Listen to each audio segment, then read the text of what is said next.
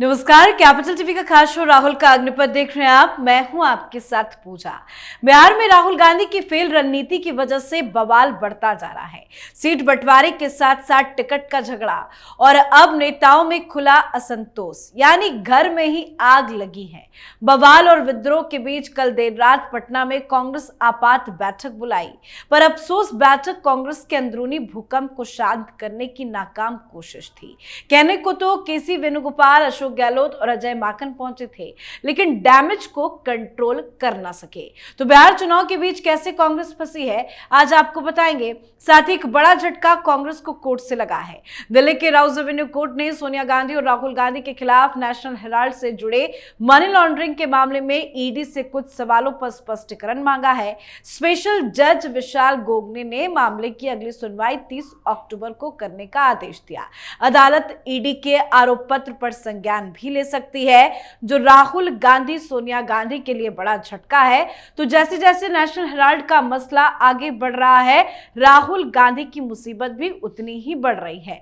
तो आज इन्हीं तमाम मुद्दों पर चर्चा करेंगे। मेरे साथ स्टूडियो में मौजूद हैं सीनियर जर्नलिस्ट और हमारे सहयोगी राज सिंह। सर, आपका बहुत बहुत स्वागत करती हूँ। बिहार में कांग्रेस के अंदर तो विद्रोह है, बवाल है, कैसे डैमेज कंट्रोल करने में जुटी है कांग्रेस पार्टी? देखिए, कांग्रेस डैमेज कंट्रोल करने में जुटी तो है, लेकिन लग नहीं रहा है कि डैमेज कंट्रोल होगा जी।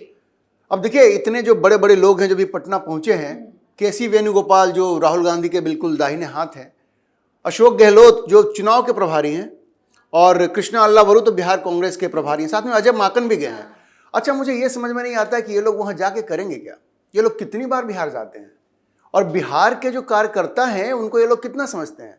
भाई, ये जो रोष इस तरह का है, जिन लोगों को टिकट नहीं मिला है, और टिकट क्यों नहीं मिला, उनको ऐसा लग रहा है कि भाई पैसे का लेन देन करके, और जो व्यक्ति वहां पे मौजूद है कृष्णा अल्लावरू, उस पर तो सबसे बड़ा आरोप है, सबसे बड़ा आरोप है, और वो भी इस वक्त पटना में है। तो ये जो वहां पे इस तरह से एक रोष जो पैदा हो गया है कार्यकर्ताओं के बीच में, और ये जो चिंगारी वहां पे पैदा हो गई है, धीरे धीरे लपटों का रूप ले रही है वो, उसको ये लोग कैसे डाउस करेंगे, कैसे बुझाएंगे, ये तो बात मेरी समझ में नहीं आ रही है।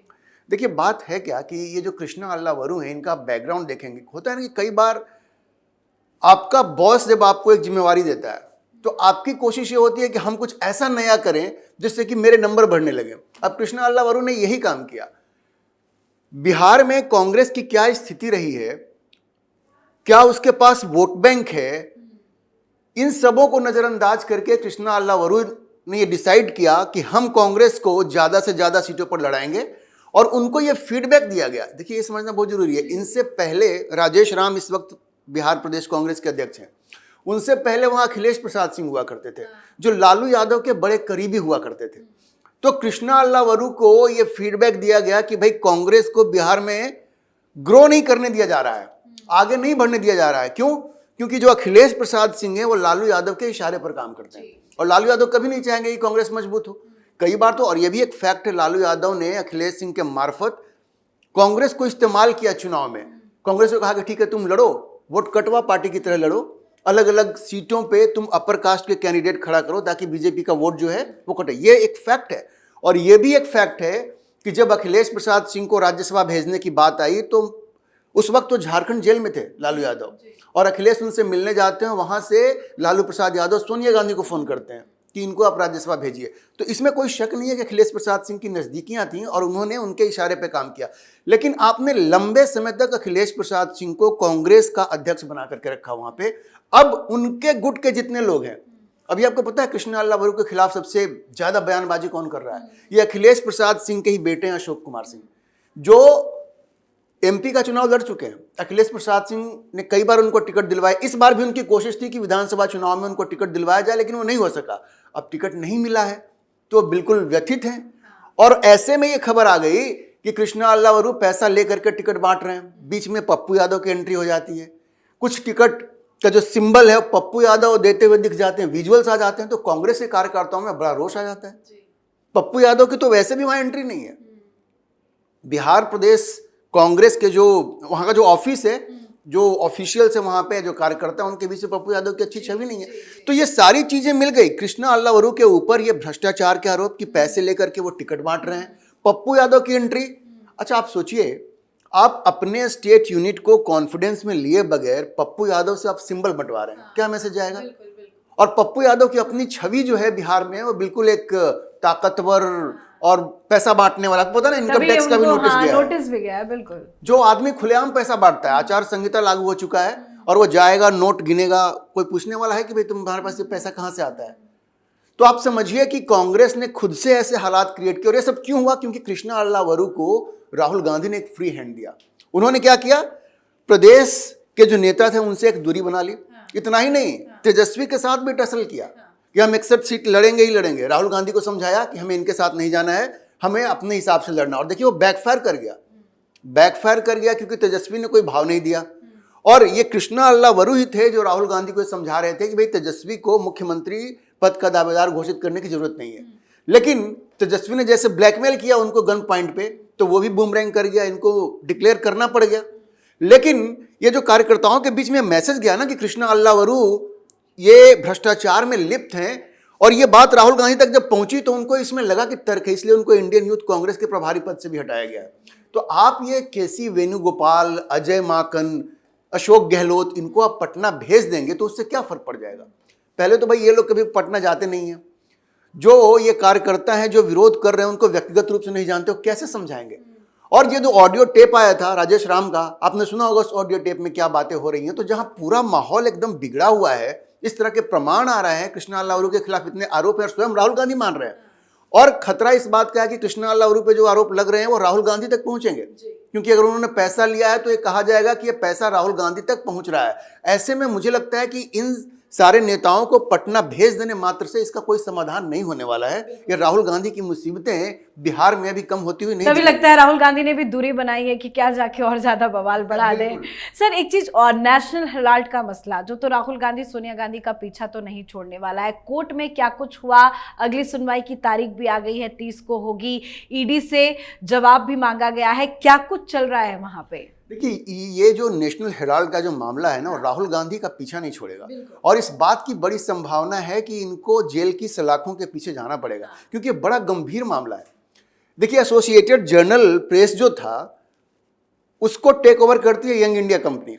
और यंग इंडिया में कौन से शेयर होल्डर्स होते हैं? राहुल गांधी होती हैं, सोनिया गांधी, तमाम कांग्रेस के तमाम नेता होते हैं उसमें, ऑस्कर फर्नांडिस होते हैं उसमें, सुमन दुबे होते हैं, ये सारे लोग हैं वहां पे, मोतीलाल वोरा होते हैं। आप ऐसा देखिए, इसमें सबसे बड़ा विडंबना क्या है इसमें कि जो मोतीलाल वोरा है वो कांग्रेस के उस वक्त कोषाध्यक्ष होते थे और वो यंग इंडिया में डायरेक्टर भी हैं। अच्छा कहानी क्या है? देखिए एसोसिएटेड जर्नल जो है ये बनाया था जवाहरलाल नेहरू ने, ठीक है, और उसमें बहुत सारे फ्रीडम फाइटर्स का स्टेक होता था। ये एक अखबार पब्लिश होता था, नेशनल हेराल्ड आज भी आपको पता होगा, अखबार आज भी चल रहा है, उसका उर्दू का भी संस्करण हुआ करता था।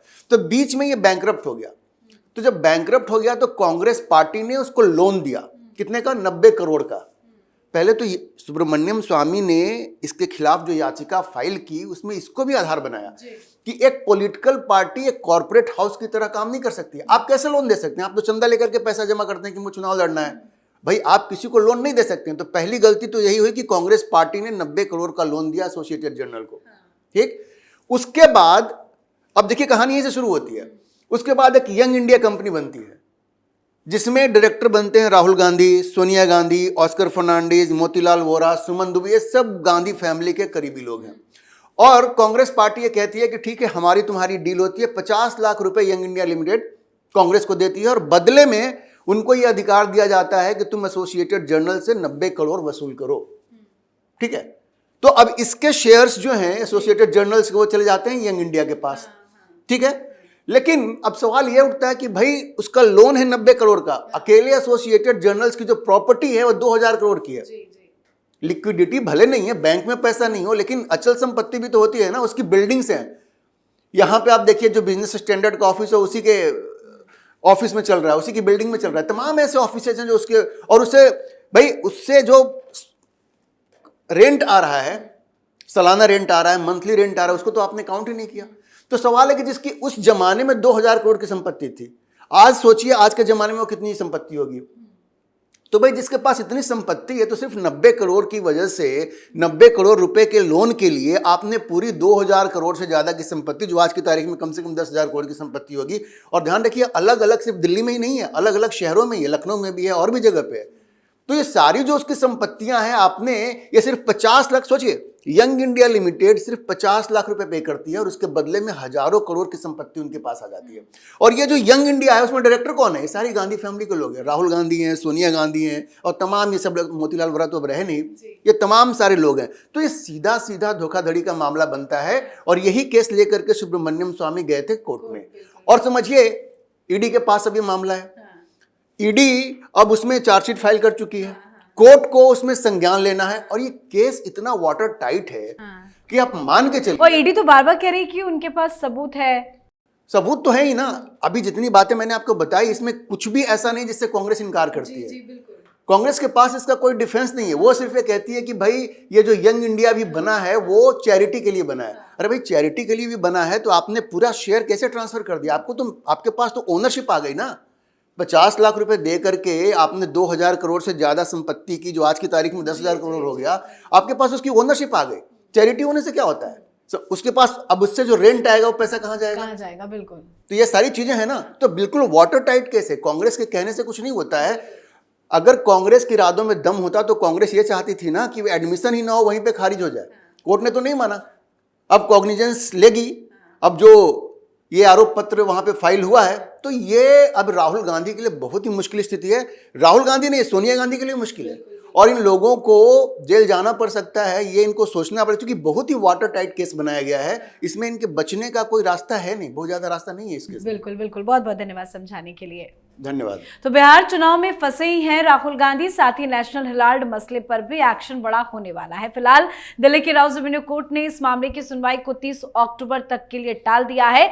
कोर्ट ने साफ कहा है कि ईडी से कुछ और स्पष्टीकरण की जरूरत है, यानी कि खेल अभी खत्म नहीं हुआ है बल्कि असली फाइलें अभी खुलने वाली है, जो राहुल सोनिया की मुसीबत बढ़ाने वाला है। तो आपकी भी क्या कुछ राय है, कमेंट करके लिखिएगा। देखते रहिए कैपिटल टीवी। नमस्कार।